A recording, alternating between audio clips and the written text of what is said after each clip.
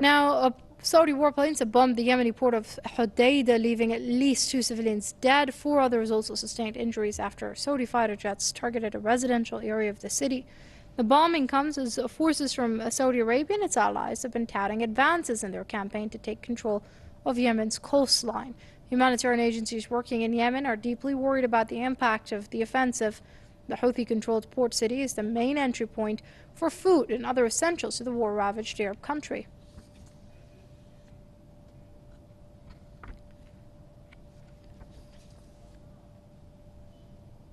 Meanwhile, international charity organization Doctors Without Borders has condemned an attack by Saudi Arabia and its allies on one of its medical facilities in Yemen's northwest. This morning's attack on an MSF cholera treatment center in Abs by the Saudi and Emirati-led coalition shows complete disrespect for medical facilities and patients. Whether intentional or a result of negligence, it is totally unacceptable. The MSF says there were no casualties, but it temporarily halts its activities in the Abs region until the safety of its staff and patients is guaranteed.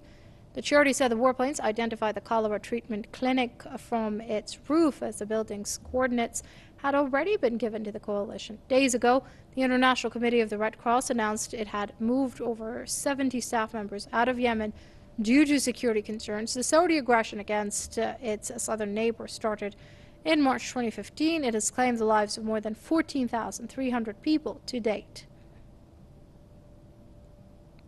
Let's speak to Edward Corrigan. He's the international human rights lawyer joining us from Ontario via Skype. Many thanks for joining us here on Press TV, Mr. Corrigan. Now, this is not the first time that medical facilities and such volunteer and humanitarian facilities have been targeted in the Saudi bombardment campaign against Yemen. This is against international law now, isn't it? Clearly, when you target civilians, and either by recklessness or by design, that would constitute a war crime and clearly is against international law. But actually, medical facilities are even given enhanced treatment, and the rules of law prohibit any sort of attack on medical facilities. But the Saudis and the Emirati allies have repeatedly bombed, medical clinics, hospitals. They bombed this hospital. Fortunately, it was almost finished being built, but there was no patients in there, no doctors, so there was no casualties. But the Saudis and their allies bombed a hospital a couple years ago, and there was like 24 people killed, including a person who worked for Doctors Without Borders or MSF. So you have this, again, clear examples of war crimes. Now, the Saudis say, oh, we're very careful with who we target. We have got special assistance. The British and the Americans are providing them targeting assistance. So either they're reckless in ignoring this, or it's worse, that they're deliberately targeting medical infrastructure and other civilian infrastructure in the country too.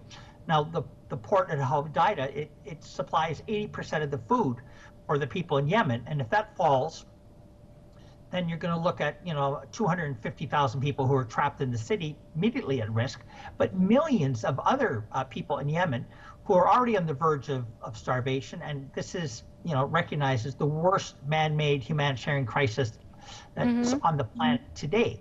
And so you can't have it both ways. But my view is these repeated attacks on civilian infrastructure, repeated attacks on health facilities, hospitals, has caused the Red Cross to withdraw.